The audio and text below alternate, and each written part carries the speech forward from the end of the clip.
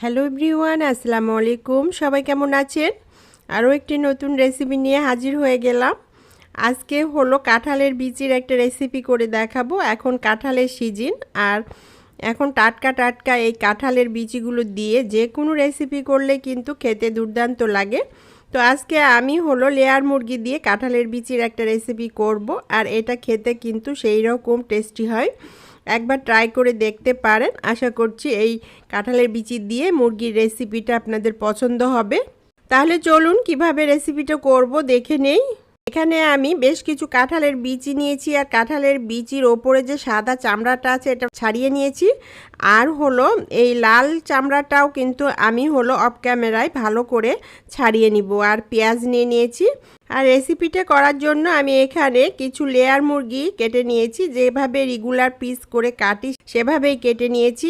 আর হলো এখানে আমি চর্বি, চামড়া, গুদ্দা, গিলা এবং রান, মাংস সব কিছুই মিলিয়ে নিয়েছি। আর এটা পরিষ্কার করে ধুয়ে পানিটা ঝরিয়ে নিয়েছি। এবার এগুলোকে আমি রেডি করে নিয়ে সাইডে রেখে দিলাম। আর চুলায় একটা প্যান বসিয়ে দিলাম, আর এখানে পরিমাণ মতো তেল দিয়ে দিলাম। তেলটা ভালো মতো গরম হয়ে আসলে এখানে দুটো তেজপাতা মাঝখান থেকে ছিঁড়ে দিয়ে দিলাম, 3টা এলাচ দিয়ে দিলাম, 2 টুকরো দারুচিনি দিয়ে দিলাম, 3-4টা লং দিয়ে দিলাম। দিয়ে নেড়ে চেড়ে এটাকে ভেজে নিব সুন্দর একটা ফ্লেভার আসা পর্যন্ত। এটা ভেজে নেওয়া হয়ে গেছে। এখানে আমি 1 কাপ পেঁয়াজ কুচি দিয়ে দিলাম। পেঁয়াজটা দিয়ে নেড়ে চেড়ে এটাকে ভেজে নিব। গ্রেভিটা যদি একটু বেশি খেতে চান তাহলে পারে পেঁয়াজটা একটু বেশি করে দিবেন। গ্রেভিটা পাতলা করতে চাইলে পেঁয়াজটা কমিয়ে দিবেন। তারপর পেঁয়াজটা দিয়ে নেড়ে চেড়ে এভাবে একটু হালকা লালচে করে ভেজে নিলাম। লালচে কালার হয়ে গেছে, আর এটা অনেকটাই সফট হয়ে এসেছে। এখন আমি এখানে 1/2 চামচ মরিচের গুঁড়ো দিয়ে দিলাম, আর 1/2 চামচ হলুদের গুঁড়ো দিয়ে দিলাম। দিয়ে নেড়ে চেড়ে এটাকে কিছু সময় ভেজে নিব সুন্দর একটা কালার আসা পর্যন্ত।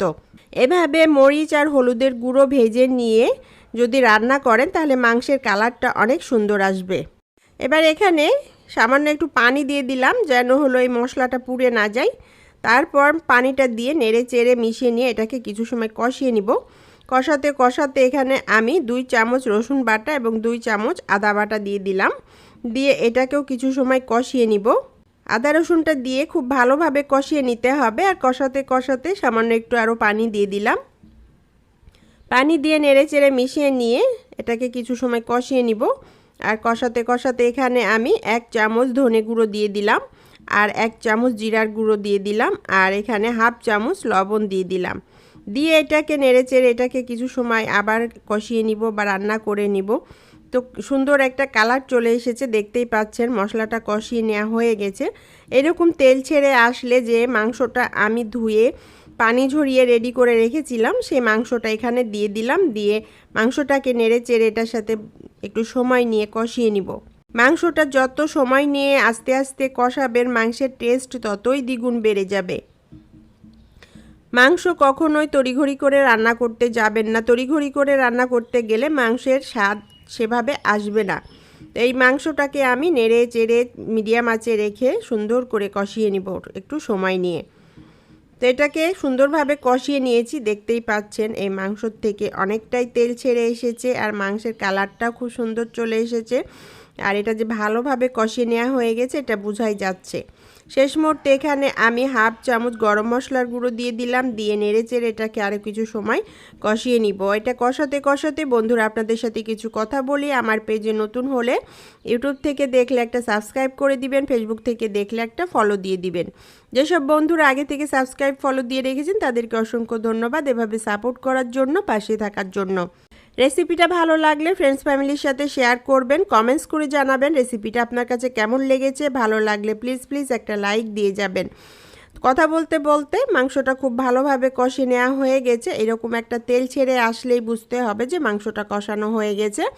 এখন আমি এখানে মাংসটা সিদ্ধ হওয়ার জন্য পরিমাণ মতো পানি দিয়ে দিলাম। এতটুকুই পানি দিবেন যেন হলো এটা সিদ্ধ হয়ে তারপর কিছুটা গ্রেভি বা ঝোল থাকে।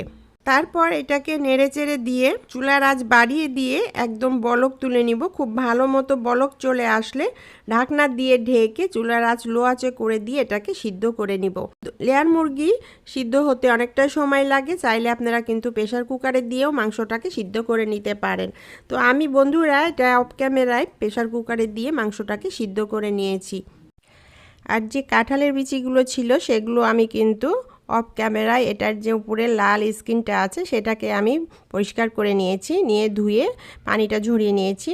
এখন দেখুন মাংসটা কিন্তু 80% সিদ্ধ হয়ে গেছে। এখন এই মাংসটার মধ্যে আমি এই কাঁঠালের বিচিগুলো দিয়ে দিলাম, দিয়ে নেড়ে চেড়ে মিশিয়ে দিয়ে এটাকে কিন্তু আমি এখন কাঁঠালের বিচিটা সিদ্ধ হওয়া পর্যন্ত রান্না করতে হবে। তো চুলার আঁচ লো আঁচে করে দিয়ে ঢাকনা দিয়ে ঢেকে এটাকে সিদ্ধ হওয়া পর্যন্ত রান্না করে নিব। কিছুক্ষণ পর ফিরে আসলাম, দেখায় আপনাদের। দেখুন এখানে হলো মাংসটা তো আগে কিছুটা সিদ্ধ ছিল, আর কাঁঠালের বিচির সাথে মাংসটা অনেকটা সিদ্ধ হয়ে গেছে, আর কাঁঠালের বিচিটাও অনেকটা সিদ্ধ হয়ে এসেছে। এখন শেষ মুহূর্তে আমি এখানে হাফ চামচ শাহি গরম মশলার গুঁড়ো দিয়ে দিলাম, দিয়ে নেড়ে চেড়ে এটার সাথে মিশিয়ে দিলাম, আর ঢাকনা দিয়ে ঢেকে লো আঁচে রেখে আরেকটু রান্না করে নিব, যেন এই শাহি গরম মশলার ফ্লেভারটা এই মাংসের মধ্যে ছড়িয়ে পড়ে। কিছুক্ষণ পর ফিরে আসলাম, একটু নেড়ে চেড়ে দিলাম, আর দেখায় আপনাদের। দেখুন হলো এটা গরম ধরা যাচ্ছে না, তো কাঁঠালের বিচিটা একদম ভালো মতো সিদ্ধ হয়ে গেছে। এখন কিন্তু মাংসটা রান্না শেষ, দেখতেই পাচ্ছেন এটার কালারটাও এত সুন্দর হয়েছে, আর সব কিছু খুব ভালোভাবে সিদ্ধ হয়ে গেছে, আর এটা টেস্টটা তো বলে বোঝানোর নয়। তো এটাকে আমি ঢাকনা দিয়ে ঢেকে চুলার আঁচ বন্ধ করে দিয়ে দমে রেখে দেবো কিছু সময়ের জন্য। কিছুক্ষণ পর ফিরে এসে এটা আমি একটা প্লেটে সার্ভ করে দিলাম, আর দুপুরে গরম ভাতের সাথে আজকে এই মুরগির মাংস আর কাঁঠালের বিচির এই রেসিপিটা সার্ভ করলাম। খেতে দুর্দান্ত হয়েছিল, অসাধারণ হয়েছিল বন্ধুরা। আপনাদেরকেও একবার এভাবে ট্রাই করতে হবে, তাহলেই বুঝবেন। একবার না খেলে কোনো কিছুই বোঝা যায় না, একবার বানিয়ে খেলেই বোঝা যায় এটার টেস্টটা কীরকম হয়েছে। তো বন্ধুরা অবশ্যই একবার ট্রাই করে দেখবেন, ভালো লাগবে। ভালো লাগলে লাইক কমেন্ট শেয়ার করে আমার চ্যানেলটিকে সাপোর্ট করবেন, পাশেই থাকবেন। সবাই ভালো থাকবেন, সুস্থ থাকবেন। আবার দেখা হবে এইরকমই নতুন কোনো রেসিপির সাথে। আল্লাহ হাফেজ।